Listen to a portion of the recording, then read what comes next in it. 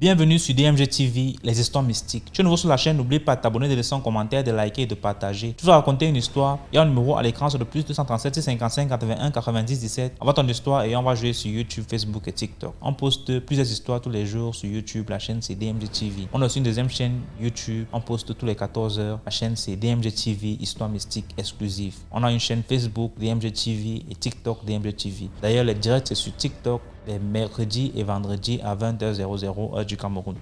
Donc je t'invite à t'abonner sur toutes nos plateformes pour ne pas manquer les vidéos qu'on poste avec des histoires mystiques. S'il vous plaît, laissez un like. Ce qu'on fait, c'est pour sensibiliser. Et donc, première histoire. Bonjour DMG, bonjour à toute la communauté. Je me présente. Moi, c'est Lago des Génies et je suis originaire de l'Afrique centrale. Donc, il y a un peu plus de 20 ans, j'avais 14 ans.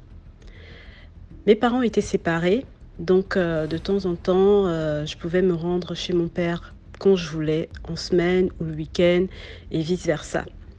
Et donc ce jour-là, je sortais de l'école à midi, j'avais fini les cours à midi, et donc j'avais déjà prévu d'aller passer le week-end chez mon père. Et donc j'y vais. Donc j'arrive chez mon père, il n'était pas là, donc je vais voir le gardien pour lui signaler que j'étais là.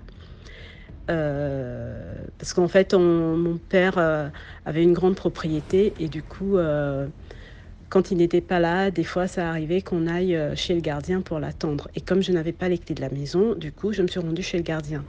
Et du coup, il me dit « Ah, Lago des Génies, ça va et tout bonne arrivée, ton père n'est pas là, il est encore au travail, mais tu peux aller dans mon logement. » Donc du coup, je lui dis « Ok ». Du coup, je me rends dans le logement du gardien. Je reste dans le salon et tout ça. Et puis, il me dit « Bon, écoute, moi, j'ai rien à te proposer à part de l'eau. Si tu as soif, tu bois. Et puis, voilà, moi, je retourne dans le jardin, j'ai du travail à faire. » Donc il me laisse là, je prends un verre d'eau et puis je m'assois. Il devait être à peu près 14 h par là. Donc je m'assois et puis finalement je finis par...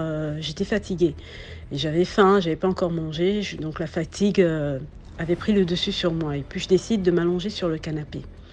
Donc je m'allonge sur le canapé, je m'endors. Je pense que j'ai dû dormir 1h30, voire 2. Et puis, en fait, je me réveille parce que j'avais tellement chaud. Je transpirais. Et là, quand je me réveille, j'étais allongée vraiment sur toute ma longueur de fille de 14 ans. Je devais faire, enfin voilà quoi, moins d'1,60 m. Donc j'étais allongée sur le canapé. Et donc quand je me réveille, je sens que je suis toute transpirante. Bon, je me lève et puis je décide d'aller vers la porte pour voir si toutefois mon père était arrivé. Et donc je me lève, j'arrive au niveau du seuil de la porte du gardien.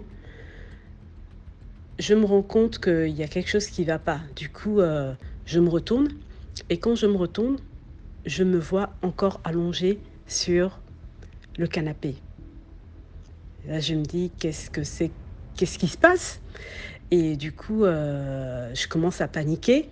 Debout devant la porte, je commence à paniquer. Je me dis, mince et tout, qu'est-ce qui se passe? C'est comme ça que les gens meurent et tout. Je suis pas morte, mon Dieu, je suis pas morte, je veux pas mourir maintenant, Seigneur, s'il te plaît, je veux pas mourir maintenant.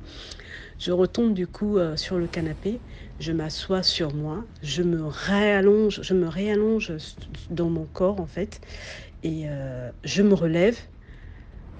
Disons que je m'assois, et quand je m'assois, je me retourne, je vois encore mon corps. Et cela 3 fois de suite. Je me recouche, et puis après, je reste là un petit moment. Ça a duré quoi? L'espace d'1 minute, mais ça va tellement vite. Je me réallonge, je reste à peu près 1 minute ou 2. Et après, quand je me relève, et ben, je viens avec tout mon corps, quoi. Et en fait, je ne comprends pas ce qui se passe. Et là, je prends mon cartable, je sors de la maison du gardien en courant. Je jette mon cartable devant l'entrée de la maison de mon père. Il n'était toujours pas arrivé. Et puis, je reste devant la porte, devant le portail. Et j'attends, je réfléchis. Je me dis, mais qu'est-ce qui m'est arrivé? Comment est-ce que c'est possible? Et puis après, je me dis, ah, donc c'est ça qu'on appelle sortir en vampire. C'est comme ça que les gens sortent en vampire. Oh Seigneur, ça veut dire que je suis une sorcière. Et là, quand je me dis je suis une sorcière, je me dis mais dans ma famille, il y a des musulmans, il y a des chrétiens, il y a des gens qui pratiquent le bouddhisme. Et là, je me dis mais je vais le dire à personne parce que sinon, qu'est-ce qu'ils vont penser de moi, etc., etc. Et du coup, du haut de mes 14 ans, j'ai gardé ce secret pour moi. Je l'ai gardé pour moi et pour moi toute seule jusqu'à j'ai commencé à parler de ça. euh, J'avais 14 ans, 6 ans plus tard, quoi. Lorsque j'ai eu 20 ans, parce qu'à 20 ans, j'ai rencontré d'autres personnes, des gens intéressants et qui m'ont appris aussi pas mal de choses. Donc, du coup, j'ai pu me livrer à eux parce que je me sentais en sécurité et je ne me sentais pas dans le jugement. Et cela dit, il y a très peu de membres de ma famille qui savent qui connaissent mon histoire en fait. Voilà. Donc, c'est ça, une sortie astrale euh, incontrôlée parce que en fait, il m'est arrivé encore à plusieurs reprises de continuer de sortir de mon corps et sans maîtriser, sans que ce soit moi qui le décide. Et je me rendais compte après avoir fait l'acte, en fait. C'est-à-dire que, par exemple, je vous en passe hein, bien d'autres expériences. La dernière expérience qui m'était arrivée, je me dis, bon, ben voilà, j'étais en train de dormir, donc pour moi, j'étais dans un rêve. Et là, je me dis, bon, ben, puisque je suis dans un rêve, je décide d'aller voir ma cousine. Hop, je vais voir ma cousine, je repars. Et puis, je me dis dans ma tête, bon, ben, je vais aller voir ma mère. Sauf qu'en me disant que je vais aller voir ma mère, en fait, c'est instantané. On y pense, on y est. Il y a pas de limite, il n'y a pas de distance, mais c'est rapide, c'est à la vitesse de l'éclair. On y pense, on y est. Je vais aller au marché, tu es au marché.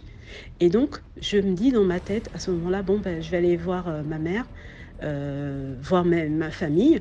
Et au moment où je pense, au moment où je pense, c'est instantané, donc j'y suis, sauf qu'en fait, quand j'arrive, eh ben, je suis frappée par un éclair. Je suis frappée par un éclair et je me retrouve à l'instant T, au moment où j'ai pensé, je me suis fait frapper par un éclair et je me suis réveillée, j'étais dans mon lit, je me suis réveillée en transpirant. Et sachant qu'on est en Europe actuellement et c'était en plein hiver, je me suis réveillée j'étais trempée. C'est-à-dire que cet éclair m'a foudroyée, quoi. Je me suis réveillée, tout de suite j'ai ouvert les yeux et là je me suis dit mais c'est pas possible, j'ai fait un truc que je ne maîtrise pas, en fait, c'est-à-dire que mon âme ou mon esprit décide de sortir quand il veut et quand il a décidé et c'est hyper dangereux parce que j'ai peur qu'un jour je me retrouve quelque part et voilà, qu'on me fasse du mal ou que voilà quoi. Et donc, du coup, si toutefois il y a des auditeurs qui sont là, qui peuvent me donner des conseils ou me dire me dire quoi faire, parce que bah, c'est quelque chose que je ne maîtrise pas, je n'arrive pas à maîtriser et je ne sais pas comment maîtriser cette situation. Je vous rassure, jusque-là, je n'ai fait de mal à personne et personne ne m'a fait du mal. Voilà mon histoire. Sur ce, big up à tout le monde et à bientôt pour d'autres histoires. Merci beaucoup pour l'histoire. Maintenant, on passe à la deuxième histoire. Bonjour DMG, bonjour à toute la famille DMG. J'espère que vous allez bien. J'ai une histoire à raconter aujourd'hui. Et cette histoire-là, elle m'a été inspirée, là, c'est venu parce que j'avais écouté dans l'un des épisodes une dame qui disait qu'elle avait été abordée par des personnes dans un marché. Et ça m'a rappelé cette histoire que j'ai vécue moi-même. Alors cette histoire, c'est qu'un jour j'étais sortie et j'allais quelque part. C'était il y a beaucoup d'années de cela quand même. J'allais quelque part Mais je n'avais pas assez d'argent sur moi. Et c'était vraiment calculé ce que j'avais, c'était calculé. Et j'arrive quelque part, et puis il y a les vendeurs ambulants. En fait, ils sont embusqués quelque part, donc c'est-à-dire que ils se mettent quelque part, ils se planquent là dans les coins et recoins là. Et puis dès que vous marchez, vous arrivez à leur hauteur, ils sortent là et puis ils vous abordent. Ils vous présentent leurs produits. Donc je marchais et il y en a un qui m'a abordé. Il est sorti presque de nulle part en fait. Et quand il m'a abordé, automatiquement il m'a tenu par la main. Il a attrapé mon poignet droit en même temps. Vous dit oui ma soeur, je vends des parfums et tout, faut regarder, c'est bon, ça sent bon, faut toucher et tout. Enfin, il faut essayer. Je dis mais non, je veux pas de parfum. Et puis ne laissez pas mon poignet. Et puis je lui disais mais il faut me laisser parce que ça m'étonne, non, je vais te faire moins cher. Il insistait, vous savez un peu, comme les vendeurs ils font, il insistait, non, non, non, c'est très bon, je vais te laisser sentir et tout. Et puis il se met à pulvériser un peu dans l'air. Et puis je respire, je dis mais non, mais je ne veux pas de parfum. Donc c'est pas la peine. Mais au fur et à mesure qu'il insiste, ma volonté faiblit. Au fur et à mesure qu'il insiste, ma volonté faiblit. Parce qu'on marchait pendant qu'il me tenait la main. À un moment donné, je me suis arrêtée. Et quand je me suis arrêtée, je commençais à me dire, bon, et si je prends le parfum? Après, je me dis, mais enfin, je n'ai pas besoin. Intérieurement, je me parle à moi-même. Je dis, mais je n'ai pas besoin du parfum. Mais pourquoi je devrais le prendre? En plus, je n'ai que 5 000 francs. Il me dit que le parfum fait 4 000 francs. Mais si je le prends, comment je fais? Même si je rentre à la maison, comment je fais pour manger? Parce que vraiment, c'était une période de galère quand j'étais étudiante. Mais il insistait pour me dire, non, tu vas le prendre, il faut prendre le parfum, ça sent bon, il faut le prendre. Et puis, au fur et à mesure, c'est comme si quelque chose m'obligeait à le prendre, à acheter le parfum. Je savais, j'étais consciente que je n'avais pas besoin du parfum. Je savais que ça ne me plaisait pas.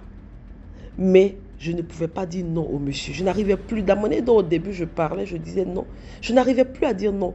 Comme s'il avait mis quelque chose, soit dans le parfum, ou comme s'ils avaient des médicaments et qui faisaient que quand ils te touchaient, automatiquement, tu n'avais plus de volonté, j'étais obligée de faire ce qu'il voulait. Donc je suis restée arrêtée là avec lui. Maintenant, je calculais. Je n'étais plus au stade de je ne veux pas le parfum. Maintenant, j'étais au stade de je calculais. Mais si je prends le parfum, comment je fais? Et je n'arrivais même pas en plus à discuter le prix. Avec tout ce qu'il disait, je n'arrivais plus à dire non, je t'ai arrêté. Comme si j'étais envoûtée. Et puis finalement, j'ai pris le parfum. Ça coûtait 4 000 francs, alors que je n'avais que 5 000. Et dans les 1 000 francs de monnaie qu'il m'a remis, il fallait que je paye mon transport pour rentrer, il fallait que je mange. Et le lendemain, je devais retourner parce que j'étais allée déposer des dossiers quelque part. Donc, ce qui était plus important que le parfum. Mais j'ai laissé ça de côté, j'ai pris le parfum. Et donc, quand il a fini de me vendre le parfum, quand il est parti, je suis restée arrêtée là. J'avais tous les regrets dans mon cœur. Mais je ne pouvais rien faire, il était déjà parti. C'est comme si c'est maintenant que je réalisais que je venais de faire une bêtise. Et donc, quand je suis rentrée à la maison, je m'en suis voulu parce que je me suis dit, mais pourquoi je ne suis pas restée sur ma position pour dire non au monsieur? Pourquoi? Et puis, après, j'ai réalisé qu'en fait, le monsieur avait une sorte de pouvoir. Je ne sais pas c'est venu de quoi, comme j'ai dit tantôt. Est-ce que c'est parce qu'il avait pulvérisé le parfum que j'avais senti? Est-ce que c'est parce qu'il avait attrapé mon poignet? Je ne sais plus. Mais je me rappelle très bien que j'avais acheté ce parfum contre ma volonté. Et ça passe. Une autre fois, je me rends dans un grand marché dans la capitale de notre pays. Et quand j'arrive dans ce marché, là, c'était des vendeurs d'habits, les gens du Nigeria qui vendaient des vêtements, de la friperie. Et donc, je passe dans l'allée où ils sont plusieurs. Et il y en a un qui m'attrape encore par la main. Bon, ça s'est passé plusieurs mois après. Il m'attrape par la main. Et il me dit, oui, mais que je vais te présenter des habits et tout, c'est joli, il faut que tu essaies. Et puis, je dis, non, je ne veux pas d'habits. Et il insistait, puis je me suis rendu compte qu'il avait encore attrapé ma main. J'ai arraché ma main comme ça de sa main. Puis je dis, mais ne me touche pas. Et quand je arrachais ma main, il essayait encore d'attraper ma main. Je dis, mais non, laisse-moi tranquille. Je commençais à crier. Et puis les gens sont venus autour de nous. Je dis, mais pourquoi tu m'attrapes? Il dit, non, mais que non. Et il m'attrapait juste parce qu'il voulait me montrer les habits. Je dis, mais tu peux me parler sans me montrer tu peux me parler sans m'attraper la main. Pourquoi tu veux forcément attraper ma main pour me parler? Parce que je me suis rappelé de la scène de la dernière fois où le monsieur m'avait attrapé le poignet. Et j'avais fini par dire, là où j'avais dit non au début, j'avais fini par dire oui. Je n'avais plus de volonté, comme si j'étais envoûtée. Et donc, quand j'ai crié, les gens sont venus. Il m'a laissé la main. Et puis bon, en tout cas, j'étais encore lucide et je suis partie. Mais depuis ce jour-là, je me suis rendu compte qu'il y a certains marchands, il y a certains commerçants qui ont des médicaments. Et il suffit qu'ils te touchent, tu n'as plus de volonté, même si l'article ne te plaît pas, si tu n'en as pas besoin, si ça ne t'intéresse pas, tu ne peux pas leur dire non. Parce que après ça, je causais avec des copines qui m'ont dit également qu'elles ont été victimes de ça, mais n'ont pas compris ce qui s'est passé. Donc, je voulais faire aussi ce témoignage-là pour attirer l'attention de tout le monde, pour dire que le monde aujourd'hui dans lequel on est, c'est un monde qui n'est pas bon. Parce que les gens sont prêts à tout pour envoûter les gens, pour charmer les gens, pour te plier à leur volonté. Ça, c'était pour acheter un vêtement, c'était pour acheter un parfum, un article. Mais ce sont des personnes qui peuvent utiliser ce charme-là pour pouvoir t'emmener à faire quelque chose que tu n'as pas envie de faire. Comme tu es une femme, par exemple, te dis, bon, suis-moi, et puis tu le suis. Donc, je voulais attirer vraiment l'attention des femmes ici pour dire que quand vous allez dans les marchés, parce que c'est nous les femmes qui allons dans les marchés tout le temps, c'est nous les femmes qui sont partout dans les commerces, donc de faire attention. Un commerçant veut te présenter ses produits, il te parle, il n'a pas à te toucher, ni à t'attraper la main. Parce que ce contact-là, ça peut entraîner un envoûtement et t'emmener à faire quelque chose qui est contraire à ta volonté. Je voulais vous remercier, liker, partager. Merci beaucoup pour l'histoire. Maintenant, on passe à la troisième histoire. Commentez, likez, partagez. Bonsoir DMG, bonsoir à tout le panel. Je viens pour raconter une nouvelle histoire qui me concerne. On va souligner que lorsque je suis née, ma mère était très jeune, c'est-à-dire qu'elle avait 15 ans. Et elle restait sous le toit de sa grande sœur. Donc, quand je suis née, sa grande sœur lui a demandé de faire un choix. Soit elle me gardait, soit elle gardait ma mère, mais il y a une personne qui devait partir de la maison. Alors ma mère a conclu qu'elle devait m'envoyer au village auprès de ma grand-mère, donc la mère de ma mère. Quand je suis arrivée au village, j'étais encore très fragile. Imaginez un bébé qui arrive dans un village, c'est une proie pour tous les sorciers qui sont là-bas. Et ma grand-mère était avec son mari, lui qui était un grand sorcier, un grand sorcier du village, un très grand sorcier. Donc, quand j'arrive, j'avais peut-être, je ne sais pas trop, j'avais peut-être 3 mois, 4 mois, un truc comme ça, mais j'étais vraiment nourrisson. Donc, lorsque je suis arrivée au village, ma grand-mère, elle se battait comme elle pouvait. Elle se battait vraiment comme elle pouvait. Donc, quand elle allait en brousse, elle me laissait à la cuisine. À la cuisine, on connaît les cuisines des vieilles mamans là. Voilà, là où il y a à l'intérieur, il y a le feu et des lits un peu partout dans la cuisine. Et donc, elle me laissait là. Et elle partait en brousse. Quand elle revenait, elle me trouvait, j'ai fini de faire mes besoins. Je suis même en train de jouer avec mes besoins et tout. D'après ce que ma mère me disait, ma grand-mère aussi me raconte souvent ça. Donc, à un moment donné, je suis tombée gravement malade. Alors là, gravement malade parce que j'ai failli passer. J'étais atteinte de la malnutrition. Vous voyez un peu les gens d'enfants qui ont le gros ventre là et les petits pieds, les petits bras, la grosse tête. Donc j'étais comme ça. J'avais perdu du poids et ça n'allait pas. J'ai même tardé à marcher. J'ai vraiment tardé à marcher parce que mes pieds étaient plus petits que mon corps. Alors, comme je vous soulignais que mon grand-père était le grand sorcier du village, donc, comme ça ne suffisait pas, que j'étais déjà malade, lui, il voulait encore ajouter en fait parce que lui, il voulait en finir avec moi. C'est-à-dire que il y a des jours où quand moi je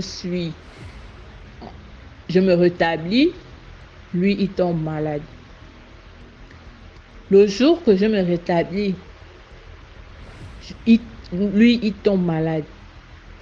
Et le jour que lui se rétablit, moi, je tombe malade. Donc, c'était comme ça. Et les gens ne comprenaient pas ce que j'avais. Les gens ne comprenaient pas ce que j'avais, mais il y a certaines personnes qui avaient déjà fait le lien avec mon grand-père. Comme je vous explique là, hein, quand je suis bien, lui il est malade, mon grand-père tombe malade. Quand lui il se rétablit, moi je tombe malade. Les gens disaient même que j'étais un serpent parce que quand je me tordais et tout, imaginez-vous un peu un enfant qui a le gros ventre avec les mains et la grosse tête. Je me tordais, j'étais petit corps. Je me tordais, les gens disaient que je me tordais comme un serpent. Donc tous les gens du village qui venaient regarder, disaient, oh non, laisse ça, ça c'est un serpent. Elle ne va pas se rétablir. Elle est déjà morte. Tout le monde dit qu'elle est déjà morte, elle ne va pas se rétablir. Elle va y passer. Tellement j'étais mal en point.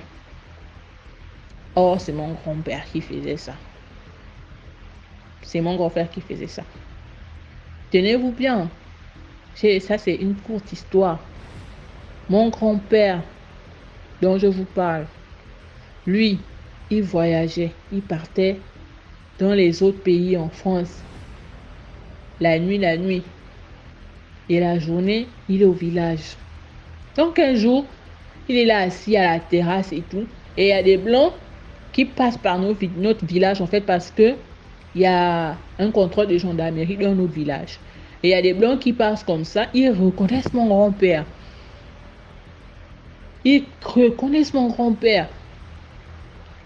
Oh, les gens disent que le papa là n'est jamais sorti du village là-haut. Il n'est jamais sorti du village. Il est toujours là. Il n'est jamais sorti. Vous dites que vous l'avez vu en France ou en quel moment? À quel moment autant pour moi? Vous l'avez vu à quel niveau? Les Blancs affirment que on l'a vu. C'est notre collaborateur. Là-bas en France, on se connaît. Les grandes choses. Tout le monde était scandalisé. Pire encore, il avait des interdits bizarres. Genre, il ne mangeait pas de l'ail. Quand on prépare la nourriture que tout le monde mange, il ne mange pas ça. S'il y a l'ail à l'intérieur, alors là, il ne mange pas. Il ne mange pas de l'ail. Bref, ça c'était une parenthèse. Et donc, moi j'étais très mal en point. Moins un, il restait un peu, j'y passais. Donc ma mère commençait à tourner, prendre tous les médicaments. Me donner, ça n'allait pas. Jusqu'à ce qu'un jour, le grand frère de ma mère arrive au village et il me trouve mal en point. Vraiment, j'étais, je ne sais pas, comme un marabouillard. Les marabouillards là, quand ils sont quand ils sont à plat ventre là, quand elle les a déjà tués là, la botte qu'ils prennent là, genre vous avez vu quand il est à plat ventre là, le ventre sort un peu des côtés là et tout avec les minces pieds et tout là, c'est ça que moi j'étais. Donc quand le grand frère de ma mère arrive, il commence à gronder ma mère que comment tu as l'enfant va mourir en tes mains. L'enfant va mourir en tes mains, tu ne peux pas m'appeler. Me dire de venir prendre l'enfant. Il m'a pris. Il m'a emmené avec lui. Sa femme était camerounaise.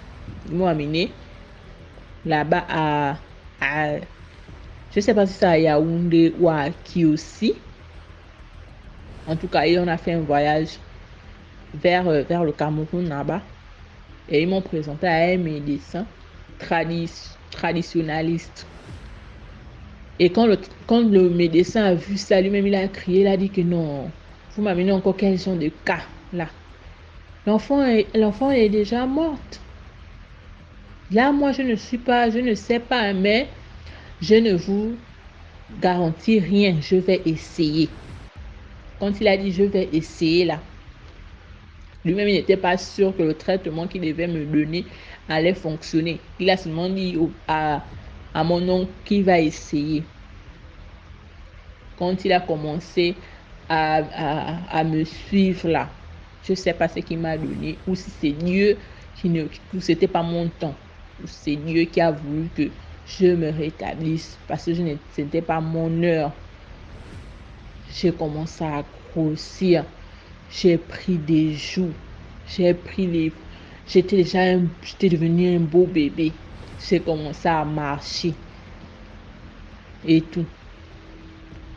J'ai commencé à marcher. Net quand je suis quitté du village là. Je quitte du village, j'arrive chez le traditionnaliste. Il a fait ces choses-là. J'ai commencé à me sentir bien. Je commençais à ressembler à tous les autres bébés. Je marchais, les dents ont commencé à pousser. Et quand moi je me suis rétablie, même pas quelques temps, mon grand-père est décédé. Mon grand-père est décédé. Et donc les gens ont fait le lien avec mon grand-père et moi.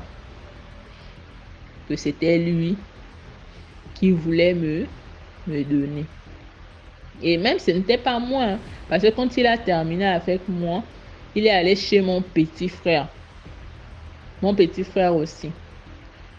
Mais ça n'a pas marché chez mon petit frère. Et pendant que moi, je faisais les médicaments là-bas, c'est là où il est resté à mourir. Mais quand moi je suis partie, il a voulu aussi essayer avec mon petit frère là. Voulu partir avec mon petit frère. Ça n'a pas marché. Et c'est là où il est décédé. Donc il est décédé derrière moi. Voilà. Donc, même dans notre maison, les gens disaient que dans la maison, il y a toujours un gros serpent noir qu'on croise dans la maison. Toujours un gros serpent noir qu'on croise dans la maison. Je ne sais pas si c'est notre totem. Ah, je sais pas. Donc, c'est un peu ça. C'est mon histoire. Merci. Merci beaucoup pour l'histoire. Maintenant, on passe à la 4e histoire. Bonjour DMG, bonjour à tous, j'espère que vous vous portez bien. Alors ça fait un moment maintenant que je veux raconter une histoire, mais malheureusement j'ai pas ce courage. Donc là je prends mon courage à deux mains pour vous raconter l'histoire. Et surtout que c'est une histoire dans laquelle elle me concerne personnellement. J'étais petite quand ça s'est passé. Et voilà. Donc, en fait, c'est une histoire, comme je vous ai dit, une histoire personnelle. Donc, moi, j'ai grandi avec ma mère. Donc, ma mère m'a élevée toute seule. Et ma mère, elle s'est beaucoup battue pour moi. Elle a toujours été... En fait, j'ai toujours connu ma mère seule. J'ai jamais connu mes deux parents ensemble. Donc, ma mère, elle m'a élevée toute seule et elle a toujours été là pour moi. Et en fait, ma mère et moi, on vivait dans une petite maison. J'avais ma chambre, etc. Et elle avait une amie. Donc, c'était une amie proche, assez proche aussi de la famille, qui venait parce que, donc, en gros, elle avait quitté le pays et elle est venue en France. J'habite en France. Et elle est venue en France et elle venait souvent nous rendre visite à la maison. Donc cette amie-là, lors de son arrivée en France, elle n'avait pas vraiment une situation stable, elle vivait de foyer en foyer. Et pour elle, c'était très difficile, que ce soit sur le plan financier, que sur le plan de l'habitation et dans la société, de s'insérer dans la société, c'était très difficile pour elle. Elle avait aussi du mal au niveau de la langue. Elle avait une grosse barrière de la langue. Donc voilà. Et ma mère, elle a voulu l'aider, elle a voulu l'épauler, l'accompagner dans son, insertion au sein de la société. Donc cette amie-là, moi, quand je la voyais, c'était bonjour, bonjour, ça va, ça se passe bien à l'école, oui. Et puis moi, je rentrais dans ma chambre et bon, je ressentais pas de proximité envers elle. C'était juste bonjour, ça va, oui, ça va, et je rentrais dans ma chambre. Mais c'est vrai qu'elle venait, elle faisait pas une semaine sans venir à la maison. Donc elle venait, elle restait avec ma mère et moi, elle prenait des fois le repas du soir et après elle rentrait. Et donc un jour, elle a eu un appartement, donc ma mère toute contente pour elle parce que c'est vrai qu'elle vivait de foyer en foyer, c'était très difficile. Donc déjà le fait d'avoir un appartement, c'était un bon début et un grand soulagement.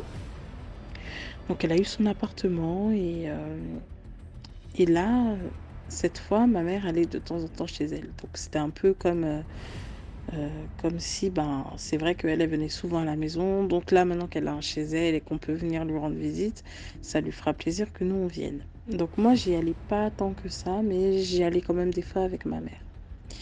Et petit à petit, cette dame-là, elle a commencé à avoir donc son appartement et ensuite elle avait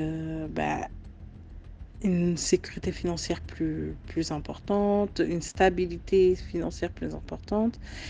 Et voilà. Sauf que nous, ma mère et moi, à notre niveau, c'était plus du tout ça.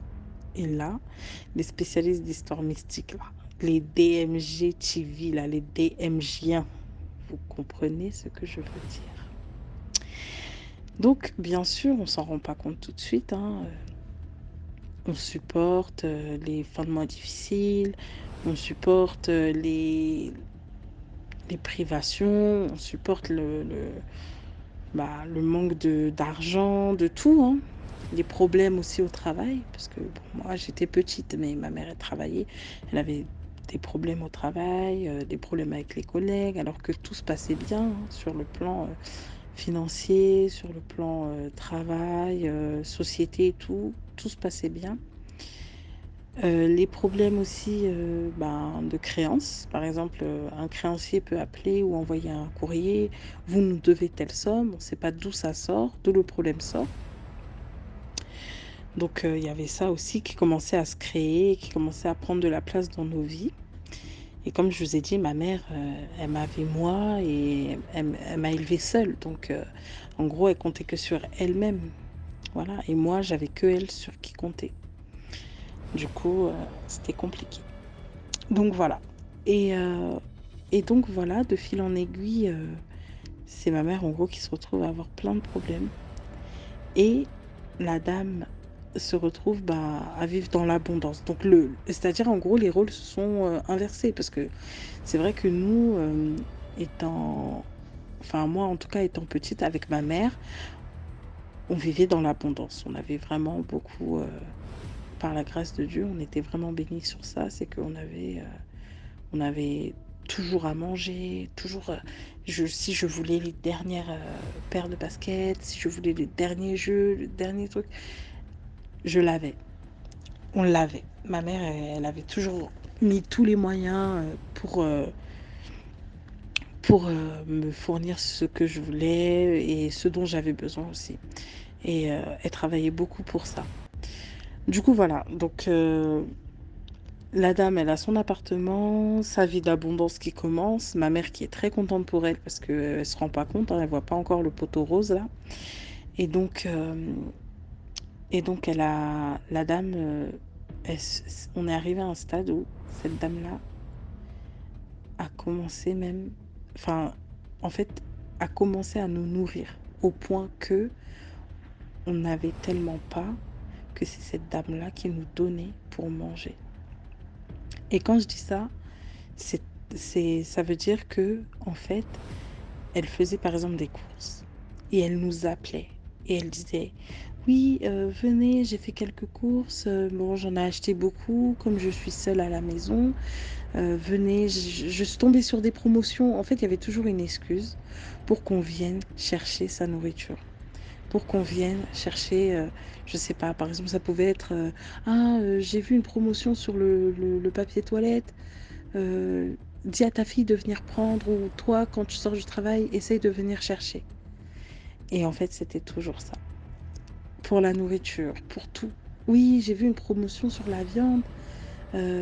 J'ai pris beaucoup, donc viens récupérer. Et en fait, ça a commencé comme ça. Et ça a toujours été comme ça, parce que ma mère, elle ne venait pas vers elle pour lui demander. Mais c'était vraiment... elle a vu quelque chose, elle a pensé à nous, elle l'a acheté en grande quantité pour elle et nous. Donc, de venir récupérer.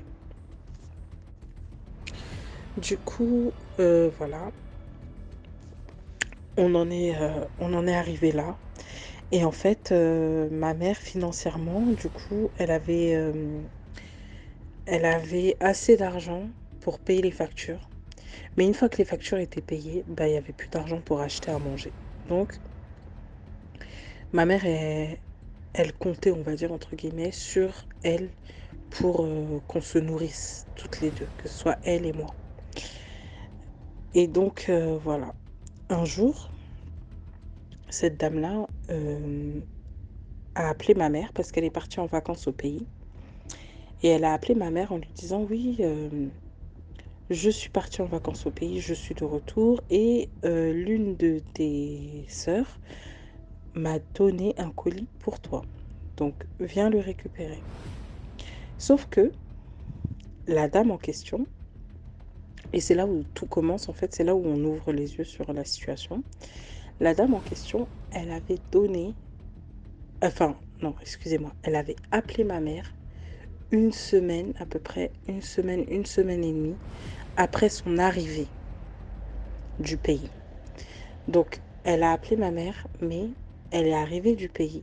Elle a laissé passer à peu près une semaine avant d'appeler ma mère pour lui dire de venir chercher son colis. Et ma mère, sa sœur qui avait donné le colis à la dame pour ma mère, avait déjà appelé ma mère en lui disant « J'ai donné un colis à cette personne-là, elle est dans l'avion, elle est sur le retour pour la France, essaye de te mettre en lien avec elle pour récupérer ton colis. » Donc ma mère a dit « Ok, il n'y a pas de souci », sachant que ma mère a confiance en elle. Elle ne s'est pas dotée de quoi que ce soit et elle s'est dit je lui laisse le temps de se reposer, de se remettre de son voyage et je la contacterai pour récupérer mon colis. Donc ma mère, entre-temps, c'est-à-dire elle lui a laissé à peu près 2-3 jours le temps de se remettre de son voyage. Elle l'a appelé une première fois, pas de réponse. Une seconde fois, pas de réponse. Elle a essayé de rentrer en contact avec elle, pas de réponse. Et les une semaine et demie sont passées. Et c'est là où elle a appelé ma mère en lui disant « Oui, voilà, j'ai un colis pour toi. » Donc, ma mère va récupérer le colis et elle le ramène. Elle le ramène à la maison.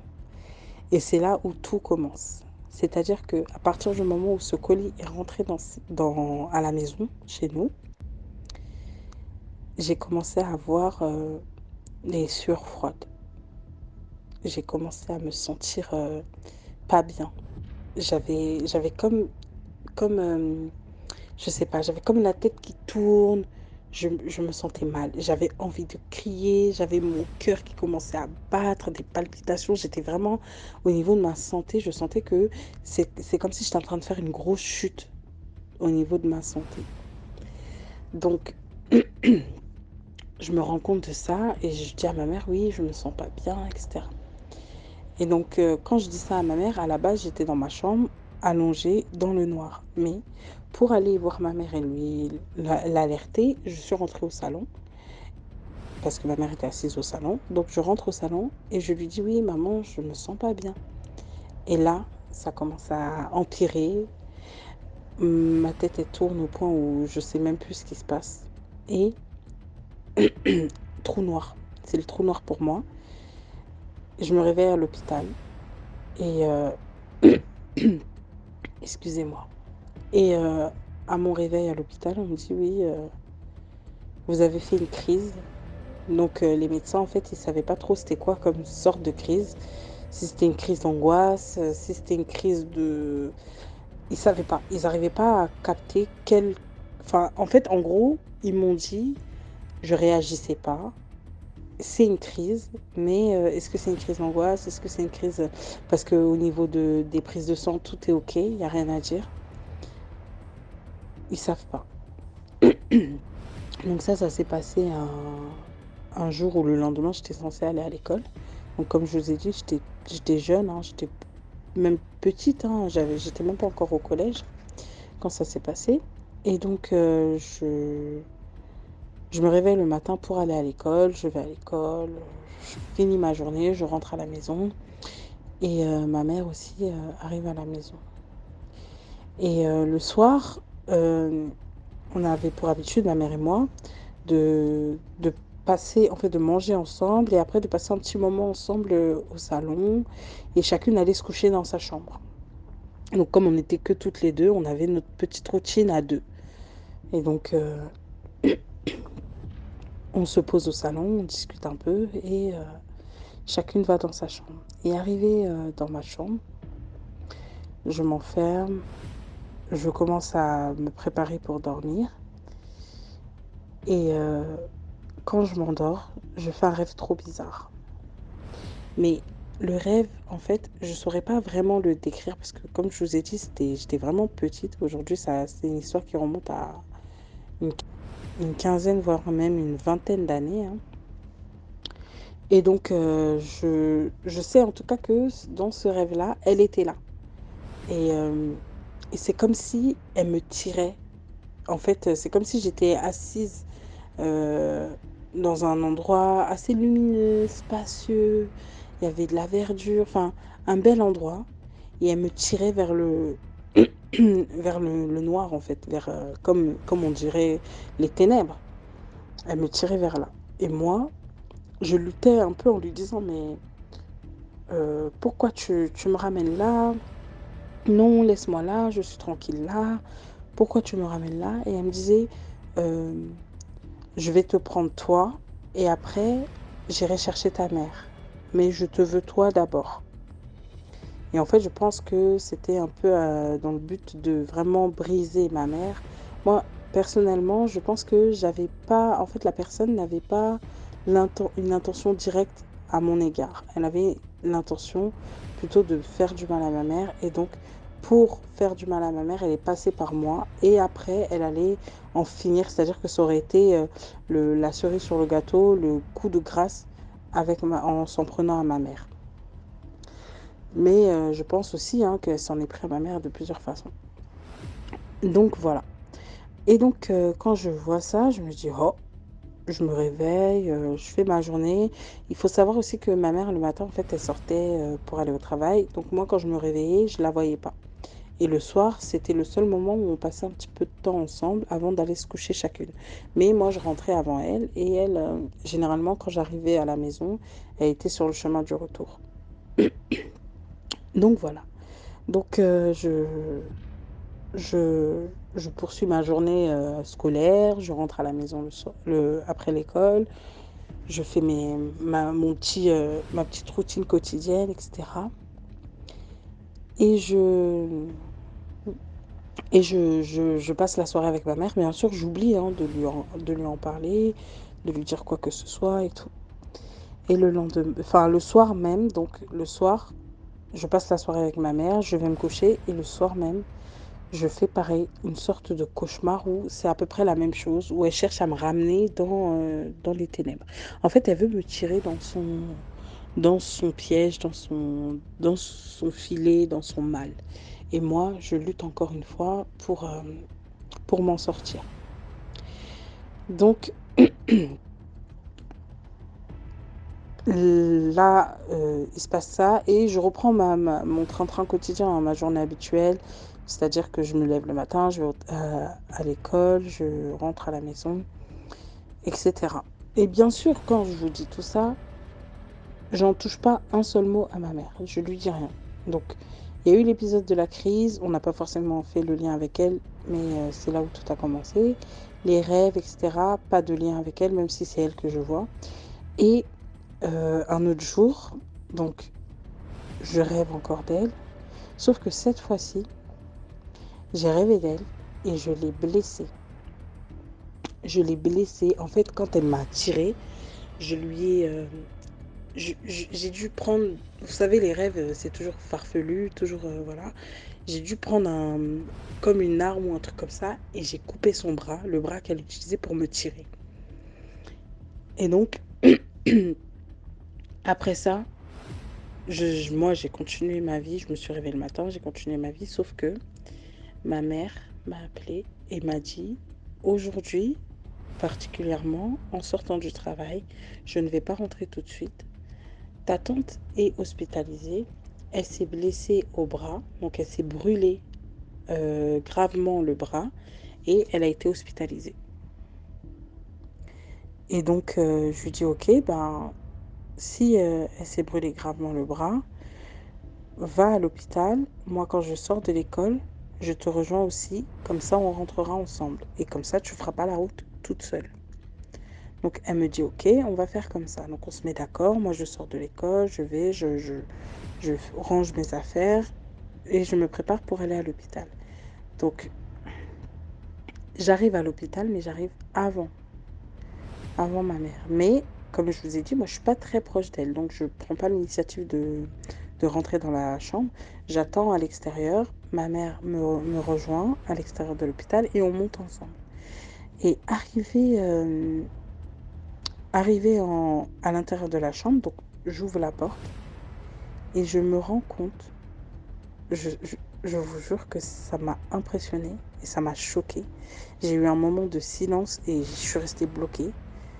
Elle avait le même aspect physique, la même tenue vestimentaire, la même, en fait, la même expression du visage que dans mon rêve. Et le bras, quand j'y ai repensé, quand j'ai remis en mémoire tout ce que j'ai vu, et ben le bras que j'avais blessé, c'est le bras qui était blessé dans la réalité. Donc, comment vous expliquer que j'ai flippé? Mais vraiment, en plus, j'étais petite. Et j'ai pas, en fait, sur le coup, je vois pas l'aspect mystique. Sur le coup, je vois pas l'aspect mystique. Hein. Depuis le début, je me rends pas compte qu'il y a quelque chose de mystique dans cette histoire. Donc, le soir, donc je me rends compte de ça. J'ai un petit moment de blocage. Et après, je rentre le soir chez moi avec ma mère. Et donc là, à partir de là, je dis à ma mère, maman, voilà, j'ai constaté quelque chose de bizarre. Ça fait plusieurs jours que, voilà, je fais des rêves. Donc, je lui explique ce que je vous ai expliqué avant. Et il s'avère que ce rêve-là, enfin, le rêve que j'ai fait la nuit dernière, correspond à ce que j'ai vu aujourd'hui à l'hôpital. Donc, je lui explique le rêve de la nuit dernière. Je lui ai coupé le bras, j'ai fait ça, il y a eu ça, il y a eu ça. Et là, ma mère, elle se met dans tous ses états. Pourquoi tu m'en as pas parlé avant? Pourquoi tu m'en as pas parlé avant? Oh là là, tu vois la situation, nanani. Bon, après, malheureusement, elle s'est pas rendue compte, hein, mais elle m'a beaucoup disputé par rapport à ça. Oui, actuellement, on vit une situation difficile, etc. Et puis moi, personnellement, enfin, ma mère, elle ressentait la situation difficile, moi, moins qu'elle. Même si c'est vrai, je voyais quand même que c'était pas toujours facile. Mais en fait, voilà. Et donc, ma mère, elle me dit, bon, demain, tu vas pas à l'école. Je vais essayer de voir avec quelqu'un s'il peut venir à la maison. Mais en gros, si la personne peut venir, tu n'iras pas à l'école. Donc, je lui dis, d'accord, il n'y a pas de souci. Et donc, le soir, je vais me coucher. Et elle me dit, oui, avant de dormir, lis les sourates de protection. À savoir que je suis de confession musulmane. Donc, elle me conseille de lire les sourates de protection. Avant de dormir, je lis ces sourates. Et je dors. Donc là, tout va bien. Le lendemain, je me réveille. La personne passe. Donc moi, je ne vais pas à l'école. La personne passe à la maison. Et là, les révélations, elles commencent à se faire. À savoir que, en fait, cette dame-là, clairement, elle était rentrée dans nos vies pour voler notre chance, pour voler notre bonheur. Enfin, en gros, voilà. C'est plus pour ça en fait, elle était dans nos vies pour ça. Là, elle avait beaucoup de jalousie en elle. Donc c'est pour ça que en fait, elle a tout fait pour se rapprocher de nous parce que en fait, en fait, les gens disaient que ma mère s'en sortait très bien malgré qu'elle était seule avec un enfant. Eh ben, elle se débrouillait parfaitement bien, que sa vie était trop bien, que pour une mère célibataire, voilà, elle était bien. Et en fait, ça, c'est des échos qu'elle avait entendus déjà depuis bien longtemps, avant même de venir en France. Et donc, déjà, c'est comme si elle venait en France avec une intention particulière, c'est-à-dire que de se rapprocher en fait de ma mère et de nuire à ma mère. Donc maintenant, en fait, pour lui faire du mal, elle voulait passer par moi, vu que je suis, on va dire, sa faiblesse. Étant donné que je suis son enfant, je suis un peu une faiblesse pour elle. Mon malheur est son malheur fois 10. Donc, du coup, voilà, elle a compris que, voilà. Et en fait, le colis, si elle avait mis du temps à nous donner le colis, c'est parce qu'en fait, elle a pris le colis, elle l'a récupéré par la sœur de ma mère, elle est venue avec en France et en fait, elle est allée avec voir un sorcier ou un praticien, je sais pas comment on appelle ça, mais un marabout ou un sorcier, mais quelqu'un qui fait de mauvaises choses. Elle lui a donné le colis pour que cette personne-là travaille sur le colis.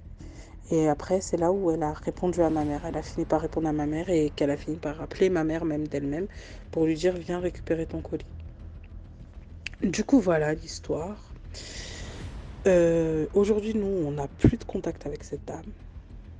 Il nous arrive de la rencontrer quand il y a des événements, etc. Parce que comme je vous ai dit au début, elle fait partie quand même enfin, elle est quand même amie de la famille. Mais sinon, en soi, on n'a plus de lien personnel comme avant avec elle. Et aujourd'hui, cette dame-là, elle est toujours dans sa solitude. Elle est toujours dans son appartement, seule. Sa vie, elle n'a pas vraiment changé plus que ça. Et avec le temps aussi, on a entendu qu'apparemment, elle n'était pas si blanche que ça parce qu'elle faisait beaucoup de choses, des petits coups par-ci, par-là. On a entendu d'autres histoires aussi qui sont... En gros, cette dame-là, elle est très mystique. Je sais pas si j'irais jusqu'à dire que c'est une sorcière, mais en tout cas, elle est très, très mystique. Et sur le plan mystique, en fait, c'est sa réponse. En fait, elle répond toujours mystiquement aux choses de la vie. Du coup, voilà. C'était mon histoire. J'ai encore plein d'histoires que je peux vous raconter, mais là, déjà, j'ai pris le courage de vous raconter cette histoire en espérant que j'aurai encore le courage de vous raconter d'autres histoires parce que j'en ai plein. Que ce soit personnellement, donc des histoires qui me sont arrivées à moi ou des histoires qui sont arrivées à des membres de ma famille. Et du coup, voilà. Je vous souhaite de passer une bonne fin de journée ou soirée. Tout dépend du moment auquel vous écoutez mon histoire. Et merci à DMG pour son initiative. Et à bientôt. Merci beaucoup pour l'histoire. Maintenant, on passe à la 5e histoire. Likez, s'il vous plaît. Bonjour DMG, bonjour la team. Je reviens vous raconter une histoire de mon cousin. Je vais intituler cette histoire Le voleur de poules. Il s'avère que dans un pays de l'Afrique centrale, nous vivions, on va dire, en communauté.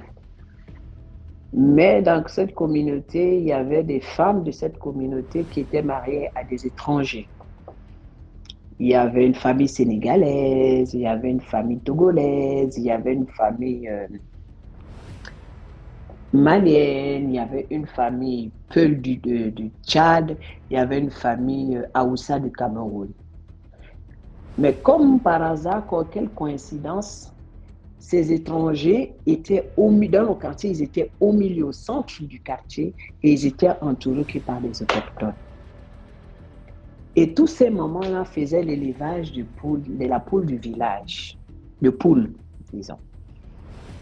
Et maintenant, moi, ma maman, elle en faisait, la maman de mon cousin, il en faisait, donc c'était un peu la famille, quoi. C'est comme ça, mon cousin, je veux le prénommer François. Et François vivait chez sa grand-mère. C'est même pas mon cousin, c'était mon neveu. François vivait chez sa grand-mère. Il était le chouchou de sa grand-mère. Mais la grand-mère de François ne s'entendait pas avec la maman de François. Et la grand-mère de François ne s'entendait pas avec sa maman à elle. Donc, vous voyez un peu dans quel système il se retrouve. Tout compte fait. Et c'est comme ça, les mamans, elles font l'élevage de poulets. Et lui, mon cousin François, qu'est-ce qu'il fait? Il avait l'habitude de faire. Il avait l'habitude de voler les poules des autres. Donc, la nuit, à 18h, parce qu'à l'époque, 18h, il se faisait déjà tard, c'était noir.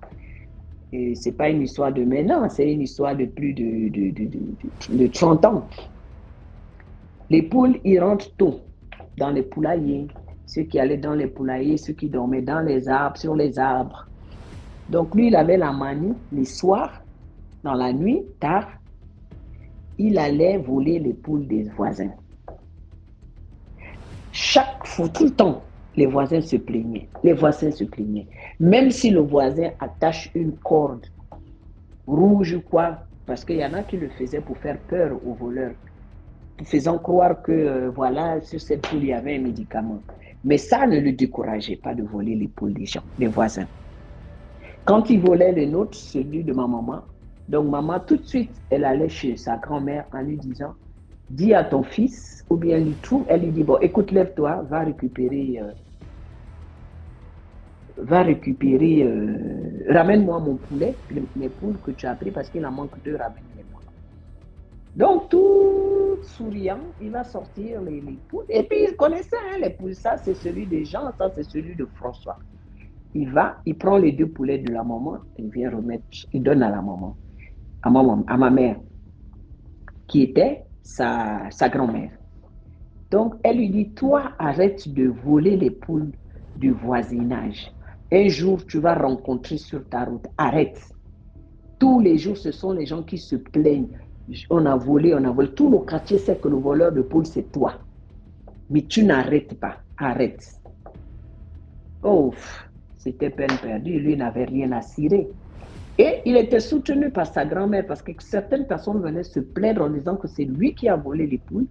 La grand-mère se bagarrait avec les gens du quartier en disant c'est pas vrai, il n'a pas volé et c'est sa poule, j'en ai acheté, alors que c'était pas vrai. Le voleur à 99 jours, le centième est pour le propriétaire. Ce bon monsieur, mon neveu, qu'est-ce qu'il fait? Il va voler chez les voisins, mais à 3 pâtés ou 4 pâtés de la maison, chez la famille Peul. Non, j'étais à Peul du Tchad. Il volait la pauvre dame, tout le temps, il volait à cette dame-là. Mais déjà, quand on passait devant la parcelle, sur la parcelle de cette dame, nous avions la chair de poule. Parce que notre papa avait l'habitude de nous envoyer chez cette dame. Et chez cette dame, il y avait un monsieur aussi à côté, c'était un imam. Donc, chaque fois que mon père devait voyager, il nous envoyait soit faire des cadeaux, donner des cadeaux à cette famille de Tchadiens ou à la famille Aoussa du Cameroun.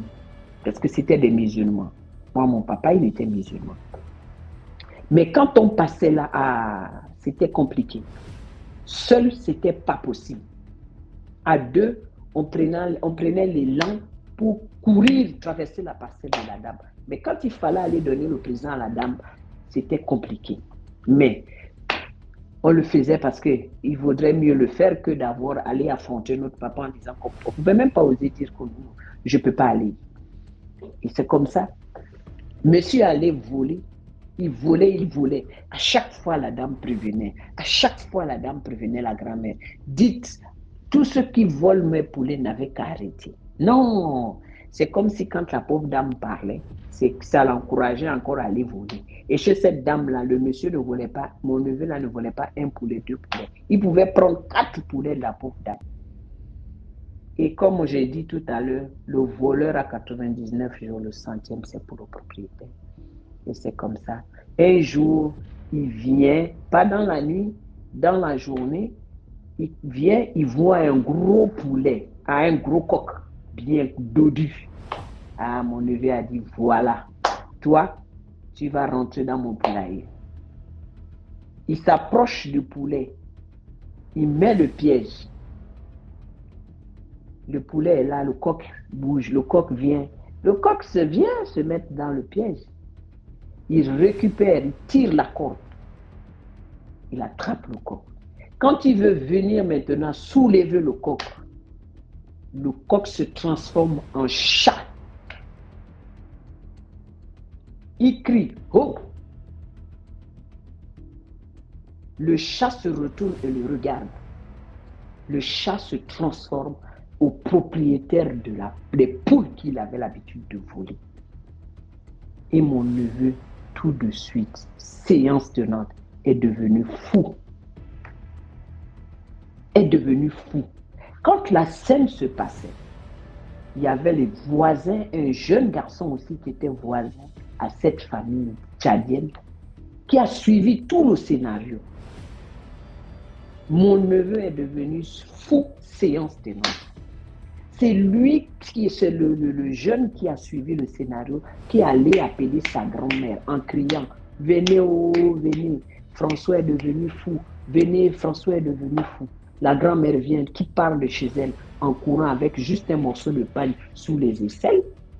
Elle vient trouver que son fils est assis sur le sol. Elle appelle son nom. François, François, rien. François, François, rien. Elle dit, ça y est, mon Dieu, mon fils, je suis morte. C'est comme ça, elle prend son petit-fils et l'amène à la maison. Mon neveu est resté quelque temps, au moins pendant un mois, l'attaché. Il ne pouvait pas sortir parce qu'il a perdu la tête.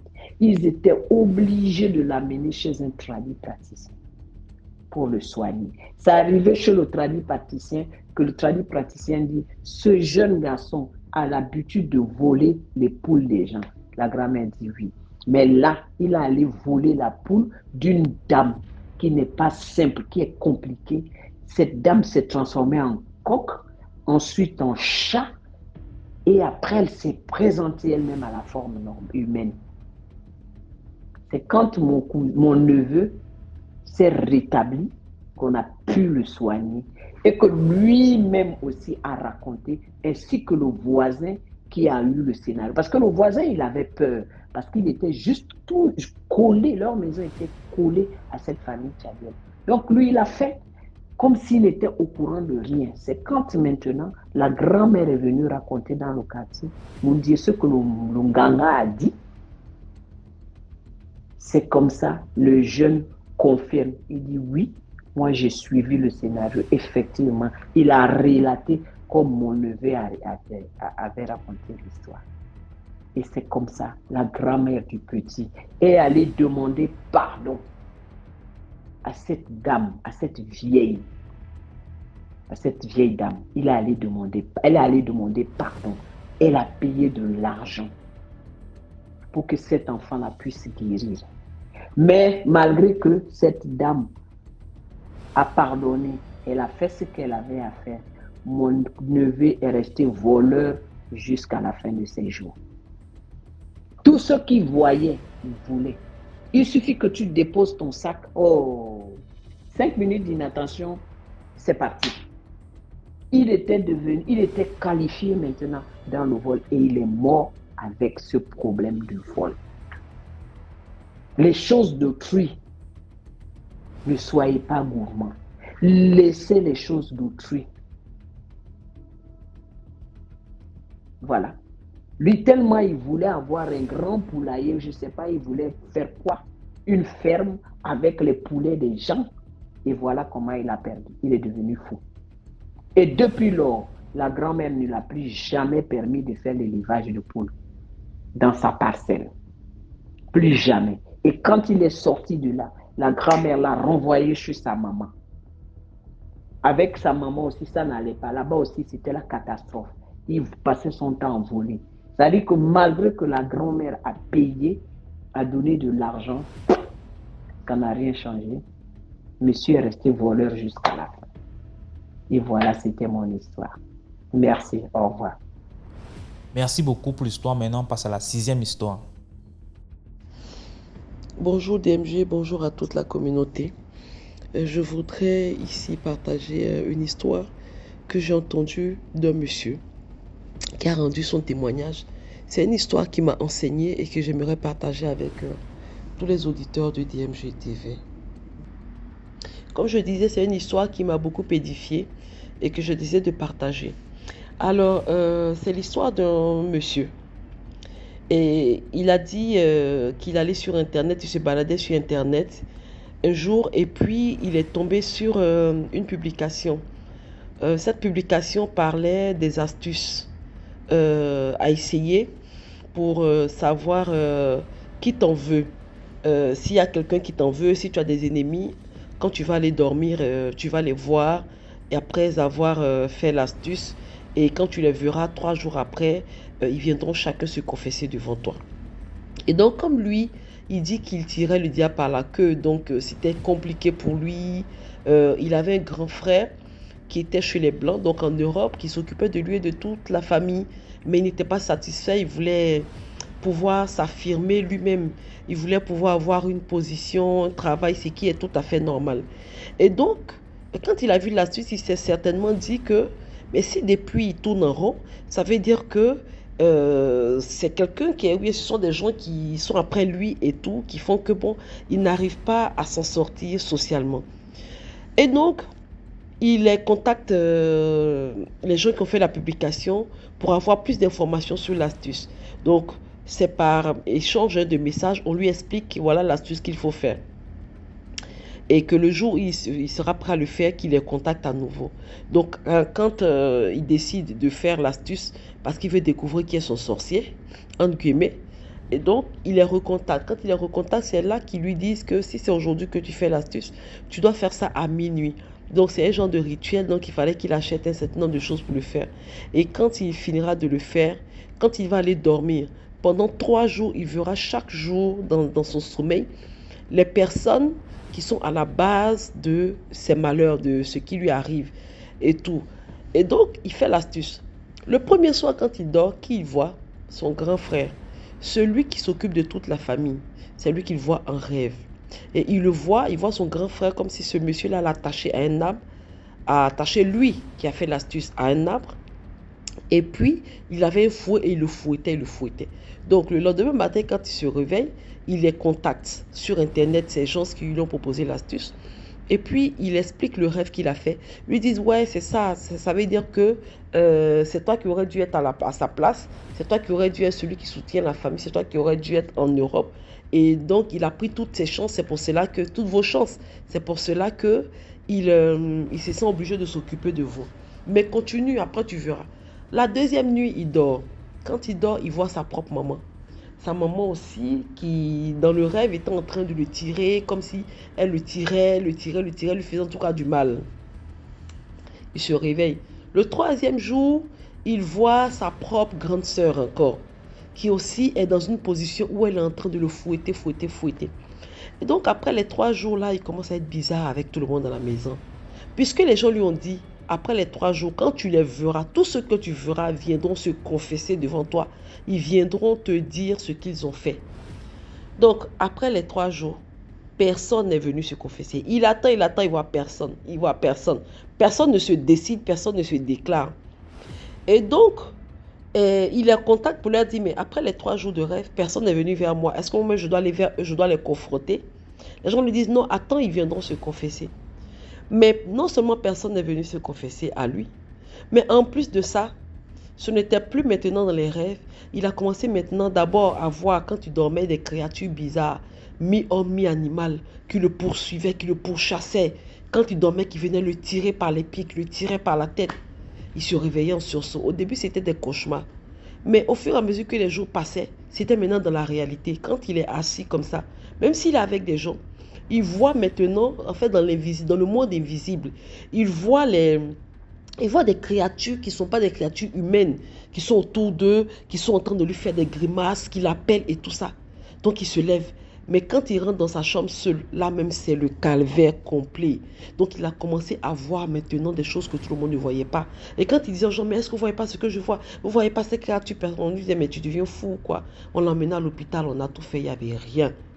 Un jour, malheur pour lui, il accompagnait sa maman au marché. Il arrive au marché, il dit c'est ce qu'il ne fallait pas faire. Quand il rentre dans le marché, il commence à voir des gens marcher sur la tête. Il commence à voir sur les étalages des femmes, des bouchers. Il voit des cuisses humaine. Il voit des bras ici, comme si c'est la chair humaine qui est en train d'être vendue. Il voit des commerçants qui vendent du savon, mais il se rend compte que ce n'est pas du savon, qu'il y a des serpents enroulés autour. Il a commencé à courir dans le marché. Et sa pauvre maman lui a dit, a crié pour demander aux gens, c'est mon enfant, attrapez-le. On l'a attrapé de force. On l'a attaché. On l'a emmené à l'hôpital. On l'a mis dans un asile. On n'arrivait pas. Il ne dormait pas. On lui donnait toutes sortes de médicaments. Il ne dormait pas. C'était devenu compliqué. Et donc, pendant ce temps, il avait tenté de joindre les gens là et ils ne lui répondaient plus. Ceux qui lui avaient donné l'astuce sur Internet, ils ne lui répondaient plus. Voilà comment sa maman a informé son grand frère qui est en Europe. Et son frère lui tenait tellement à cœur qu'il a pris des congés et puis il est rentré au pays. Quand il est rentré, il a pris son petit frère. Il l'a emmené dans une église dans laquelle lui, il allait en Europe, mais qui avait également une branche en Afrique, dans son pays. Donc, il a envoyé son petit frère là-bas. Et il a expliqué d'abord à son frère ce qui s'est passé. Il a confessé en fait à son frère ce qu'il a fait. Donc, il a vu une astuce sur Internet et qu'il a essayé l'astuce. On lui a donné tous les détails. Il a essayé l'astuce et c'est le résultat qui est là. Et donc, son grand frère a expliqué ça au pasteur. Ils ont commencé à prier. Ils ont appris à prier. Mais quand son grand frère est allé sur Internet avec lui, toutes les conversations avaient disparu. Même dans son WhatsApp, toutes les conversations. Ce que lui, il écrivait était là. Mais toutes les informations, les indications que ces personnes lui donnaient avaient disparu. Le site Internet, il allait sur le site Internet. Ils ont cherché le site. Ils n'ont plus jamais retrouvé le site Internet. Donc, son frère s'est rendu compte que son petit frère avait trempé dans quelque chose de mystique. Donc, c'est à l'église qu'on a prié pour lui. Il a passé 3 mois à l'église dans les jeûnes et prières. 3 mois à l'église dans le jeûne et prière. C'est seulement après ça que le pasteur lui a dit que c'était bon, qu'il avait été délivré, mais qu'il avait invoqué des esprits. Et ce sont ces esprits-là qui avaient décidé de venir habiter, non seulement dans son corps, mais marcher avec lui tous les jours. Voilà comment le monsieur a été délivré. Donc je voudrais attirer l'attention de tout le monde. Aujourd'hui, on trouve tout sur Internet.